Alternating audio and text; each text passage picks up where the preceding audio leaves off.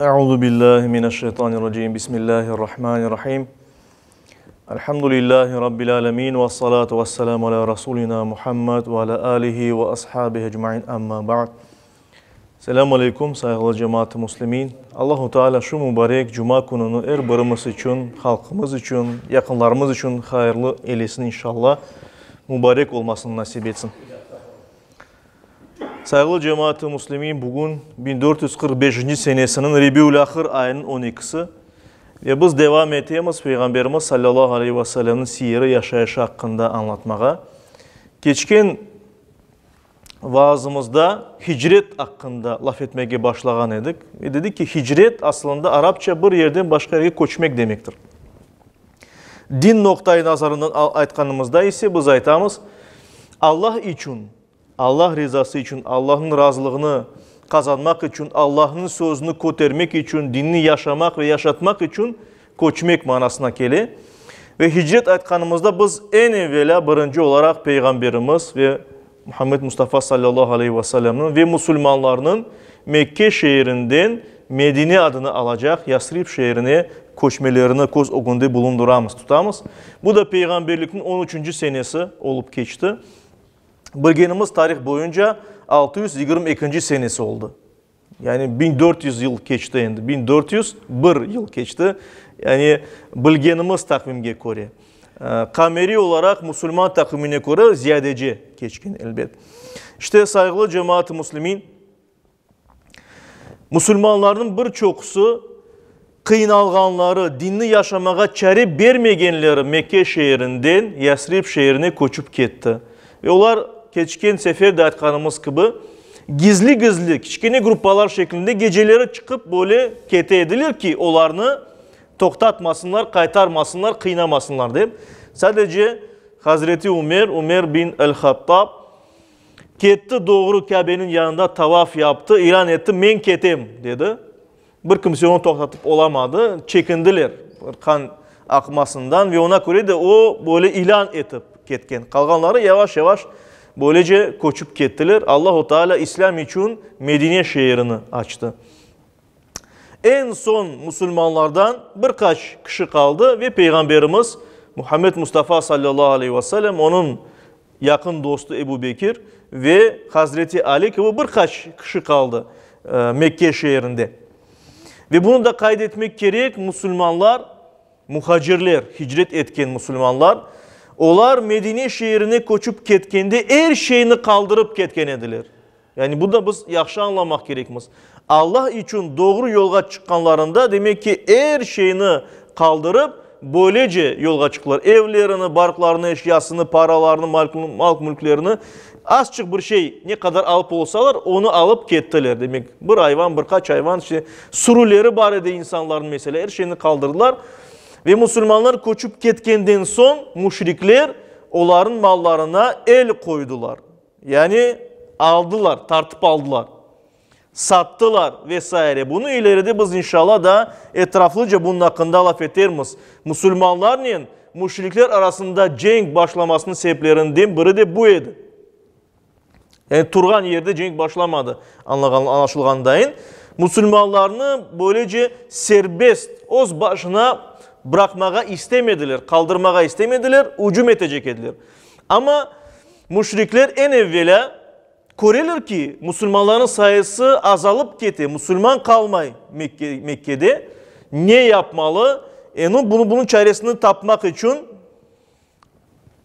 Darun Nedve aytılgan bir yerde Kabe yanında toplanırlar. Her vakit anda liderler, yetekçiler Kureyş kabilesinin, Mekke müşriklerinin kabilesinin yetekçileri, liderleri o yerde toplanıp düşünüyorlar. Ne yapmak mümkün? Kengeş yapaydılar, akıl tanışaydılar. İşte o yerde toplanıp ne yapayak degende öldürmek kararını alalar. Ve mesela bunun hakkında ayet-i kerime var. Enfal suresinin 30. ayet-i kerimesinde Allahu Teala buyuruyor. Estaizu billah. Ve iz yemkuru bikellezine keferu. Senin üstünden, yani senin toktatmak için kafir olgan, Allah'tan yüzünü çevirgen kimseler bir tuzak kurmağa tırıştılar. Yani bir iyile uydurmağa tırıştılar. Ne yapayık da Muhammed'in toktatayık. Liyuthbituk, seni tutup bağlamak için. Av yaktuluk, ya da seni ey Muhammed öldürmek için anlaşaydılar. Av yuhricuk, ya da seni çıkarıp bir yerge sürmek meselesinde laf etken edilir aralarında. Darun Nedve'de aytılgan yerde. وَيَمْكُرُونَ, onlar böyle iyiliğe kıdıraydılar, ne yapayık deyip. Nasıl Muhammed'ini tuzakka düşüreyik, nasıl onu tutayık deyip. İyiliğe kıdıraydılar, düşüneydiler. وَيَمْكُرُullah, ve Allah da onların için bir tuzak hazırlaydı. Deyip geçe Kur'an-ı Kerim'de Allah ozayta. وَاللّٰهُ خَيْرُ الْمَاكِرِينَ, Allah tuzak kurganlarının en ustasıdır diye buyurula Kur'an-ı Kerim'de. Ve elbette ne kadar da düşünseler, ne yapayık deyip ne kadar çerik kıdırsalar da bir şey yapamadılar velhasıl. Çünkü Allahu Teala Peygamberimiz arkalı insanlara şu İslam dinini, razı olganı şu dinini tarkatacak edi. Peygamberimizin ve İslam'ın, Müslümanların en amansız düşmanlarından biri olan Ebu Cehil bir teklif etti. Geliniz Muhammed'ini öldüreyik dedi. Çünkü Muhammed'ini öldürmesek bu işin sonuna barıp olamayacakmız. Müslümanların totatıp olamayacakmız dedi. Sonra herkes de korka, ya nasıl ola, onun arkasında soyu var, bir sürü Müslüman var. Biz Muhammed'ini öldürsek, kim Muhammed'ini öldürse onu da öldürecekler. Kan davası olacak. Nasıl yapayık bunu? Sonra Ebu Cehil şeytanın fısıldamasının, vesvesesinin teklif etti. Er bir soydan, er bir aşiretten, er bir boydan, er korantadan birer tane yigit saylayık, bir tane yaş oğlan. Yaş oğlan degene yigit saylayık, kendi yetişkin birisini. Ve onlar hepsi toplansınlar, hepsi hücum etsinler Muhammed'e ve öldürsünler. Muhammed'in kanı hepsinin kolunda olacak, elinde olacak ve böylece bütün kabile birbirini kırmayacak, yok etmeyecek ya. Birbirini nasıl cenk edecekmiz? Böyle yapayım. Herkesin üstüne düşsün Muhammed'in kanı dedi. Evet, böyle anlaştılar. Her bir kabileden, korantadan birer yigit, yani delikanlı sayladılar. Silahlandılar ve kettiler Muhammed Peygamber'in evinin yanına ve onu çevirdiler. Kama çavga aldılar. Her taraftan böyle kapattılar. Eğer çıkkanda evinden onu aman öldürecekler. Araplarda o vakit böyle bir anlayış var idi. Akaylık, yigitlik degen bir şey ya da mertlik dep aytamız biz buna. Bir kimseni evine kırıp bala çağası o günde öldürmek bu namertlik. Yani yigitke, er kişiге, akayga layık olmagan bir hareket dep sayılaydı. Korkaklık sayılaydı. Ve ona göre de evini basmadılar. Bekleyediler dışta. Muhammed çıkacak ve biz onu öldürecekmiz deyip. Ve Peygamberimiz sallallahu aleyhi ve sellem o vakit evindeydi. Yanına en büyük melek Cebrail aleyhisselam geldi. Ve ona Allah'tan hicret iznini getirdi. Yani Allah-u Teala ona hicret etmekini endi buyurdu Peygamberimizge. Ve Peygamberimiz sallallahu aleyhi ve sellem Oz yatağında gece mallik eleyedi. Endi karanlıklaşıp başladı. Hazreti Ali'ni, yani Oz'unun ciğenini, yani emcesinin oğlunu Oz evinde, onun evinde Ozken Hazreti Ali'ni, o da Müslüman olganıydı ama daha yaşlıydı. Onu Oz yatağında kaldırdı. Yatağında kaldı yatmağa. Oz'u ise evinden çıktı. Ve anda etrafında olan adamlar Allah'ın yardımıyla onu asıl da görmediler. Kozları o günde Peygamberimiz sallallahu aleyhi ve sellem geçti. Bir mucize olarak bir kimse de Peygamberimizini korup olamadı. Çünkü Allah onların kozlarının o günde bir perde getirdi. Görmediler. Ve Peygamberimiz sallallahu aleyhi ve sellem doğru can yoldaşı, arkadaşı, dostu Ebu Bekir'in evine geldi. Ve onlar işte gece mahallinde beraberce yola çıktılar. Hazreti Ebu Bekir mahsus iki deve hazırladı. Onu işte gerek olan şeylerini yüklediler, yola çıktılar. Ama Peygamberimiz sallallahu aleyhi ve sellem bunda bir iyile yaptı. Bir iyile, yani bir şey yaptı ki mesela Yasrib şehri, Medine şehri şimal tarafta olsa, yukarıda olsa Peygamberimiz sallallahu aleyhi ve sellem o tarafa gitmedi. aylandı ters tarafa gitti. Cenub tarafına gitti.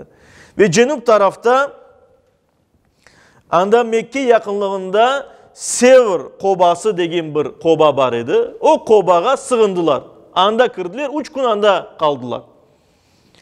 Ve Peygamberimizin ketkenini öğrengen müşrikler evet açılandılar. Çünkü yani bakalar ki peygamber bir türlü çıkmay. Aysa evine kirmek gerek deyip ayttılar. Evine kirseler baksalar onun yatağında Ali yata. O da yaş, ona bir şey yapmadılar. Çıktılar ve müşrikler öğrendiler ki peygamber yok endi Mekke'de, ketti. Nasıl oldu böyle şey? Toplanırlar Darun Nedve'dekini, ekstreni savişani yaparlar. Yani nasıl olacak? Sonra ilan ettiler. Kim peygamberini, ölüsünü ya da tırısını tapıp getirse ona 100 devi mükafat verecekler. Bu büyük bir paraydı o vaktlarda elbet. Bu büyük bir baylık, bir zenginlik idi. Ve işte bunu eşitken dinsiz insanlar, yani Mekke'nin özünde yaşayan insanlar, etrafında yaşayan bedeviler, herkes bay olmağa istedi. Yani herkes degene birçoksu bay olmağa istedi. Araplar arasında, etraftaki kabileler arasında böyle izci insanlar var idi. Yani kumluk yerlerde olsa bile sahrada, çölde bir kimse görmegen şeylerini görgen, böyle izlegen insanlar var idi. İzci insanlar, sledapıt olan insanlar. Ve onlar aman her yerge koyuldular kıdırıp. Peygamberimizini ve Ebu Bekir'ini onu tapacaklar, getirecekler, ya öldürecekler ya tiri getirecekler ve onlara 100 devi mükafat verilecek, bay olacaklar. Ve aynı böyle her yerde tarka başladılar kıdırmağa, her yerge. Ancak şimal tarafka değil de cenub tarafına da baralar. Ve Peygamberimiz Hazreti Ebu Bekir'in beraber saklananları Sevr kobasına da gelip yeteler. Ama bunda elbette dambırdan mucize olup geçti. Biz bilemiz Kur'an-ı Kerim'de de bu anıla, Peygamberimizin hadislerinde de anlatıla, siyer kitaplarında toktalıp anlatıla bu mesele. Demek ki kısa bir müddet içinde o koba yanında Peygamberimiz Ebu Bekir kırgenden son, yani onlar 3 gün kalsalar da bir gün mü içinde artık birkaç saat mi içinde Allah-u Teala bir mucize olarak o kobanın o günde bir tereçik osturdu. Yani içine kırmege keder etken bir terek ostu. Ve o terekin dallarında, pıtaklarında uçup geldi gogercinler ve bir gogercin ırgaçı anda bir yuva yapa ve anda yumurtalarını kaldıra. Yumurtaları kozlay. Ve aynı vakitte hem de o terekin yanında bir dene yani örümcek oz ağını orup kala da anda yani aslında insanın çıkıp kırması imkansız. Sanki çok günlerdir anda bir kimse kırmegen. Ve müşriklerin bazıları izleyiciler Peygamberimizin izlerini tapıp gelirler o Sevr kobasının yanına, ağzına.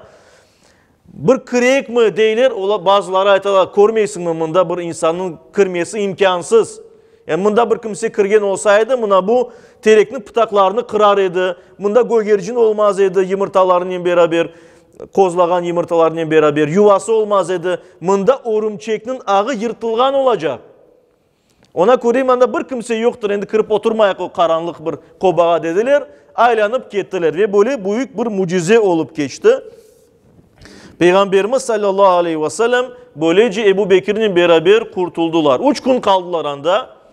O sırada anda kalganlarında onlara yardım etken kişiler oldu. O da Hazreti Ebu Bekir'in balları oldu. Hazreti Ebu Bekir'in oğlu koylarını otlatıp o taraflara gelip hem de onun beraber kızı Esma, Ebu Bekir'in kızı Esma onlara aşamağa bir şeyler ve haber getireydiler. Olup geçkenler hakkında. Ve daha sonra 3 gün geçkenden son Peygamberimiz Ebu Bekir develerini alıp keteler endi doğru Medine'ye taraf. O da uzun bir yol bilgeniz gibi 500 kilometreden ziyade o vakit bir yol yok. Demir yol yok, asfalt yok, bir şey yok. Ve insanlar taşlık yerlerden, su az olan yerlerden, sahradan, kayalıklardan geçip böylece keteler. Ve kervan yolunun değil, en kolay yolunun ketmediler ebed. Onlar aylanıp insanlar yürümegen yollarını ketediler. Çünkü bütün bu vakit içinde Peygamberimizini ve Ebu Bekir'ini aman her yerde kıdıraydılar. Her yerde yürüyediler onların izlerini tapayım deyip. Ve böyle izleyicilerden biri Suraka adında Peygamberimizin izini taptı. Peygamberimizin ayak izlerini, deve izlerini taptı da peşlerine takıldı. Ve peşlerine ketkenden son anlatılganına göre kordu endi olarını. Hazreti Ebu Bekir, Hazreti Peygamberimizin Kore'ye ketkenlerini ve Suraka da böyle bir yiğit bir insan edi. Böyle cengaver, her vakit cenk etken böyle pehlivan birisi. Ve aman onlarını tutacak ve develerini kazanacak edi. Ve onlarga yakınlaşkanda birden atı toktap kala. Ve o da tuşu atından kene atın üstüne mine onların peşinden ketecek ola. Kene toktap kala. Sonunda bir baksa bir kumluk yerinden yanından keçiyatkanda tap atının ayakları tizine kadar kum içine kırgen böyle. Bir türlü ketmeyin. Sonra Suraka anladı ki demek ki bu gerçekten de bir peygamber ve onu korçalagan Allahu Teala var. Ona göre de o yerde iman etti. Daha sonra Allahu Teala ona imkan veri peygamberimizin yanına geri Müslümanlığını kabul etti. Daha sonra artına kayta ve peygamberimizi tutmak için izinle ketken kişilerge ayta bu yanlış bir iz. Anda bir kimse yok ben bardım anda o demek ki bizni aldatalar başka yerde kıdırınız deyip ve insanlar böylece başka yerlere keteler ve Allahu Teala peygamberimizge sallallahu aleyhi ve sellem daha bir mucize gösterip peygamberimizin Medine'ye barmasını temin ete. Peygamberimiz sallallahu aleyhi ve sellem tez ketediler Hazreti Ebu Bekir'in çünkü canları ortadaydı. Arkasından düşman kovalaydı. Tez ketediler. Ona göre gece kunduz yoldaydılar. Az çıkartlanıp kene ketediler ve o büyük bir yolunu ilk haftada geçilir. Böyle büyük meşakkatlı ağır bir yolunu işte meşakkatlı yolunu o iki haftada geçilir. Daha sonra Medine'ye yakın olan bir yerde Kuba aytılgan bir koyçukta kalalar ve anda yerleşip tahminen 2 hafta 14 gün o yerde kalıp rahatlanalar. Çünkü bayağı ağır bir yol geçilir. Ve andaki halkla beraber Müslüman olan kişilerle beraber Kuba'da İslam tarihinde birinci camini kuralar. İlk cami Kuba kasabasında kurula. 14 gün 2 hafta geçkenden son endi Peygamberimizin kelişi hakkında haber Medine'ye de yetti. Çünkü anda az bir vakit var. Mesafe yani arası azdır. Ve Peygamberimiz sallallahu aleyhi ve sellem endi Medine yolunu tuta. Medine'ye doğru çıka. Ve yolda ketkende Allahu Teala Cuma namazının kılınmasını emir etti. Birinci olarak Cuma namazı farz ola. Ve Peygamberimiz sallallahu aleyhi ve sellem o vakit Ranuna adındaki bir vadideydi. O derede, vadide birinci Cuma namazı kılına. Ondan sonra o yerden Peygamberimiz sallallahu aleyhi ve sellem Medine şehrine gele. Ve Medine şehrine yakınlaşkanda bütün halk, Müslüman olanlar Peygamberimizini karşılaylar. Şiirler aytıp, Peygamberimizini maktap, yırlap, ilahiler yırlap, demek ki Peygamberimizini karşılaylar. Yani herkes, kızlar da, oğlanlar da yırlap Peygamberimizini böyle karşıladılar, sevinip, sevinçlerinden. Ve Peygamberimiz hakkında o en birinci ilahilerden biri Tal'al bedru aleyna, üstümüzde bir ay doğdu manasındaki Peygamber geldi, onun sevinçini bildirgen ilahi o vakitten beri demek ki aytılıp gelmekte. Ve Peygamberimiz sallallahu aleyhi ve sellem Medine'ye gelgenden son en başta yapacağı birinci iş Mescid-i Nebevi kurmak oldu. Yani Peygamberimizin camisini kurmak. O vakit Peygamberimiz sallallahu aleyhi ve sellem devesi kayda ketken olsa, kaysı sahabinin yani yerli Müslümanın evinin yanında toktagan olsa o yerde kaldı cami ve Peygamberimizin evi kurulganca. O da Ebu Eyyub el-Ensari oldu. Ve demek ki o yerde Peygamberimiz sallallahu aleyhi ve sellem kaldı. Daha sonra koçup gelgen muhacirlerle o yerde yaşayan Ensar adını algan, yardımcılar adını algan Müslümanlar arasında Mekke ve Medine Müslümanları arasında ağa kardeşliğini demek ki ilan etti. Ağa kardeş etti. Ve o yerde Müslümanlardan gayrimüslimler var idi. Medine şehrinde ve etrafında hem müşrik olan kimseler hem Yahudi olan kimseler var idi. Ve Peygamberimiz sallallahu aleyhi ve sellem onlarla anlaşma yaptı. Birinci İslam anlaşması oldu. Ve öyle anlaşma ki birbirini korçalamak, birbirini yardım etmek meselesinde Müslüman olmayan kimselerle anlaştı. Beraberce yaşamak, barışıklık içinde olmak meselesinde ve bu Medine şehrinin birinci anayasası, konstitüsyası oldu. Bu esas kanun boyunca Müslümanlar demek ki o yerde yaşadılar. Peygamberimiz Muhammed Mustafa sallallahu aleyhi ve sellem'in hicreti ve Müslümanların hicreti, Mekke'den Medine'ye koçmeleri, Müslüman tarihi için, İslam tarihi için yeni bir devrinin başlangıcı oldu. Çünkü bütün dünyanı değiştirecek yeni bir cemaat, yeni bir cemiyet, bir devlet kuruldu. Ve ona göre de bütün insanlıkını doğru yola alıp varacak, aklını, hukukunu, adaletini öğretecek bir cemiyetin tamiri atıldı.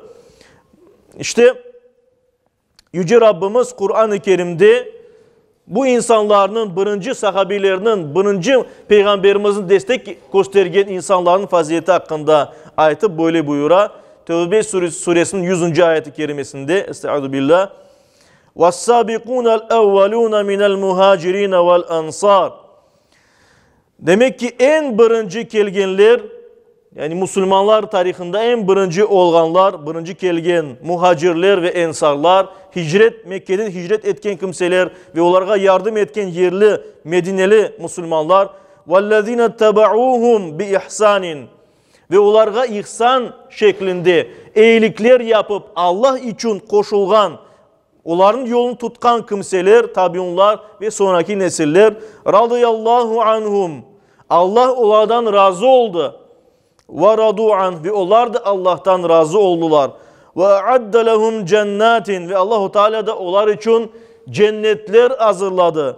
Tecrid min tahtihal enhar. Onların tübünden ozenler aka. Halidine fiha, onlarında ebediyen kalacaklar.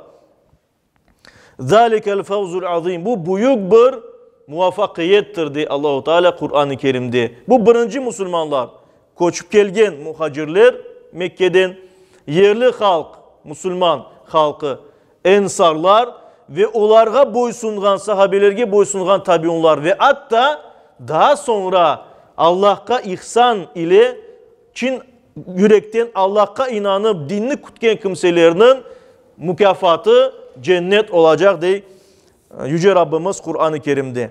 İşte saygılı cemaat-i Müslümin, inşallah gelecek vaazlarda hicretten olup geçkin, daha sonra olup geçkin vakayalar, hadiseler hakkında laf ederimiz. Yüce Rabbimiz her birimizge bu hadiselerden, bu vakayalardan, Peygamberimizin tarihinden, İslam tarihinden ibretler almağa, Peygamberimiz şahsiyetinden ibret alıp, Peygamberimiz gibi yaşamağa, tırışmağa nasip eylesin. Amin.